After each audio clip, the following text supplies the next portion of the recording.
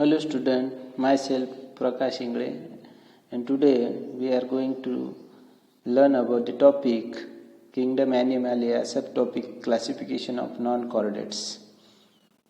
या आधीच्या तासिकेमध्ये आपण फायलम जे 6 फायलम होते या 6 फायलमचा अभ्यास केलेला आहे. आता आज आपण 7व्या फायलमचा अभ्यास करत आहोत आणि यामध्ये लेक्चर नंबर 8 आपण घेत आहोत. तर पुढच्या फायलमचं नाव आहे फायलम आर्थ्रोपोडा. आता जर फायलम आर्थ्रोपोडा जर आपण पाहिलं तर आर्थ्रोपोडा मीन्स जॉईंटेड लेग्स, ज्यांचे जॉईंटेड लेग्स आहेत त्यांचा अशा प्राण्यांचा अभ्यास या आर्थ्रोपोडामध्ये केला जातो. कॉकरोच, बटरफ्लाय, स्कॉर्पियन, मिलिपीड, स्प्राउन हे त्याचे एक्झाम्पल्स आहेत. यांचे जॉईंटेड लेग्स असतात. कॉकरोच सर्वांना माहिती आहे, झुरळ, बटरफ्लाय फुलपाखरू, स्कॉर्पियन विंचू, मिलिपीड्स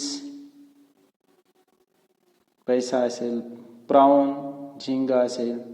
तर यामध्ये आपल्याला हे एक्झाम्पल आहेत. आता याचे कॅरेक्टरिस्टिक फीचर्स काय आहेत? कॅरेक्टरिस्टिक फीचर्स म्हणजे सर्वात मोठा ग्रुप म्हणून कोणता असेल तर फायलम आर्थ्रोपोडा. सगळ्यात लार्जेस्ट ग्रुप, आतापर्यंत जेवढे आपण ग्रुप पाहिले त्यामध्ये सर्वात जास्त फायलम हा सर्वात मोठा फायलम मोडल्या जातो. याचे कॅरेक्टरिस्टिक जर पाहिले आपण तर these animals have jointed appendages. Jointed appendages असतील म्हणजे त्यांचे जे लेग्स आहेत हे कसे असतील? जॉईंटेड असतील. हेज द नेम्स आर्थ्रोपोडा, म्हणून त्यांचं नाव काय पडलं आहे? आर्थ्रोपोडा पडलेलं आहे. These are omnipresent or solitary or colony. Omnipresent म्हणजे ते सर्वत्र आढळतात, ते एकटे राहतात किंवा कॉलोनी करून राहतात. Most of them are free livings. यापैकी बरेचसे कसे असतात? फ्री लिव्हिंग्स असतात. Barnacles are sedentary. Few are parasitic and sanguivorous. Few are parasitic. Parasitic म्हणजे ते दुसऱ्यांच्या शरीरावर जीवन जगतात, एखाद्या होस्टवर आपले जीवनमान जगतात. and sanguivorous म्हणजे ते रक्त सुद्धा पितात. यामध्ये फिमेल मॉस्किटो आहे आणि बेड बग, ढेकून वगैरे आपण जसे म्हटलं, किंवा मग फिमेल मॉस्किटो असेल, हे त्याचे एक्झाम्पल आहे. The body is bilaterally symmetrical. यांची बॉडी ही 2 समान भागात विभाजनी होऊ शकते. जर का आपण त्याचा कट केली तर सेम 2 भागात विभागणी होऊ शकते. ट्रिप्लोब्लास्टिक म्हणजे त्यांच्या शरीरावर 3 लेयर्स असतील. आता हे पहिली लेयर्स इक्टोडर्म्स, आतली इंडो आणि मधली मेसो असे 3 लेयर पासून बनलेली आहे, म्हणून त्याला ट्रिप्लोब्लास्टिक म्हटले जाते. Eucoelomates metamerically segmented with tube within tube body plants. Metamerical segmented म्हणजे या प्रकारचे सेगमेंट असतील असे वेगवेगळे, आणि ते जॉईंट झालेले असतील त्यांच्या भागाने. जर आपण कॉकरोचची डायग्राम पाहिली तर कॉकरोचचे पाहिली तर अशा प्रकारचे त्याचे जे पंख आहेत असे मेटामेरिकली सेगमेंटेड जोडलेले आहेत. आणि tube within the tube body plants, त्यांच्या शरीरामध्ये कोणता आहे? अशी हे ट्यूब सारखा, जशी एखादी कॅनल जशी जाते, ट्यूब जशी असते, तसे काय ट्यूब बॉडी प्लांट्स त्यांच्या शरीरामध्ये उपलब्ध असते. And open system level of organisation. Body is covered by tough non living chitinous exoskeleton. त्यांची जे वरची कातडी आहे ही कातडी कशी असते? टफ असते एकदम, आणि कायटिन पासून ते बनलेले असते. Hence they need periodic moulting ecdysis. Body is divided into head, thorax and abdomen. आपल्या शरीराचे जसे डोकं असेल, मान असेल, धड असेल आणि खालचा पार्ट असेल, असे 4 भागात जर विभागणी होते, तसे यांच्या शरीराचे सुद्धा 3 भाग पडतात. पहिला भाग आहे हेडचा, दुसरा थोरॅक्स म्हणजे मधली बॉडी आणि ॲब्डॉमेन म्हणजे शेवटचा भाग. असे हे 3 भागात विभागणी झालेली असेल. याचे एक्झाम्पल जर पाहिले आपण तर पेरिप्लॅनेटा, जसे झुरळ सर्वाला माहिती आहे. त्याच्यानंतर हॉटेनटोटा, विंचू सर्वाला माहिती आहे. त्यानंतर नेरिस पैसा वगैरे आपण म्हणतो ना, हे त्याचे एक्झाम्पल्स आहे animals of arthropoda. Digestive system is complete, म्हणजे ॲनस सुद्धा असेल आणि माउथ सुद्धा असेल. ओपनिंग जिथून अन्न ग्रहण करतो ते माउथचा पार्ट आणि एंड पार्ट कोणता असेल, ॲनसचा पार्ट त्यांचा ओपन असेल, म्हणजेच डायजेस्टिव्ह सिस्टीम कम्प्लीट आहे. Circulatory system is open type. Blood flow through the body cavity, haemocoel.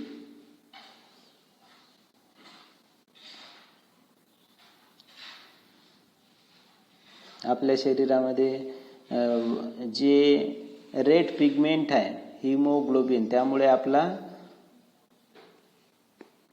ब्लडचा colour red होते. पण यांच्या शरीरामध्ये जे आहे ते हिमोसिल हा रिस्पिरेटरी पिगमेंट्स असते. Respiratory organs are gills, trachea, book, lungs, gills. आता रिस्पायरेशन, आपलं जसं श्वसन आपण नाकाच्या द्वारे करतो, तसेच हे कशाच्या सहाय्याने करतात, गिल्सच्या सहाय्याने करतात, ट्रॅकियाच्या सहाय्याने करतात, बुक लंग्सच्या सहाय्याने किंवा बुक गिल्सच्या सहाय्याने ते रिस्पायरेशन करतात. Excretion takes place by green glands, malpighian tubules और कोक्सल ग्लँड्स. एक्सक्रेशन म्हणजे जे एक्सक्रेट करण्याची जे प्रोसेस आहे, हे ग्रीन ग्लँडनी किंवा माल्फिजियन ट्युब्युलनी किंवा कोक्सल ग्लँडनी ते करतात. आपल्या शरीरामध्ये सुद्धा माल्फिजियन बॉडी असते. किडनी काय करते, आपली एक्सक्रेशन करते. आपल्या शरीरात जे इलिमिनेटेड पार्ट आहे, नायट्रोजनस वेस्ट पार्ट आहे, ते आपण बाहेर टाकतो ना, तसं एक्सक्रेशन या प्राण्यांमध्ये ग्रीन ग्लँड पासून, माल्फिजियन ट्युब्यूल आणि कोक्सल ग्लँड मधून केले जाते. Nervous system is form by nerve ring and double ventral ganglionic nerve cord. यांच्यामध्ये नर्व कॉर्ड प्रेझेंट असते. Sense organs are well develop in the form of antenna, simple compound eye, various receptors. Sense organs, आपल्याला जसे 5-6 sense organs असतात, तसेच यांच्यामध्ये सुद्धा 6 sense organs, म्हणजे ज्याने जाणीव होते त्यांना, कोणता एखादा भक्षक आला असेल किंवा काही आले असेल तर त्यापासून ते स्वतःचं रक्षण करण्यासाठी सेन्स ऑर्गन असतात. सिंपल कंपाऊंड आहे अँटिना, जे त्यांच्या वरती असे मिशासारखा भाग आहे त्याला अँटिना म्हणतात. आणि सिंपल कंपाऊंड आहे, सिंपल ऑर कंपाऊंड आहे त्यामध्ये प्रेझेंट असते. जसं जर आपण कॉक्रोच जर पाहिलं असेल तर त्याला कंपाऊंड आहे प्रेझेंट असते. व्हेरियस रिसेप्टर सुद्धा त्यामध्ये उपलब्ध असतात. Sexes are separate showing sexual dimorphism. Male female यामध्ये दोन्ही वेगवेगळे असतात. Fertilisation is generally internal, development is direct और indirect by metamorphosis. Sexual fertilisation generally हे इंटरनलच होते. In some arthropods like honey bees, bugs, offsprings are produced by parthenogenesis. आता पार्थेनोजेनेसिसची प्रोसेस ही लेंदी आहे. त्यामध्ये हनी बीजमध्ये काय असते की जे नंबर ऑफ क्रोमोझोम्स आहेत, हे नंबर ऑफ क्रोमोझोम्स 2n असतं. हॅप्लोडिप्लॉइड त्याचे जे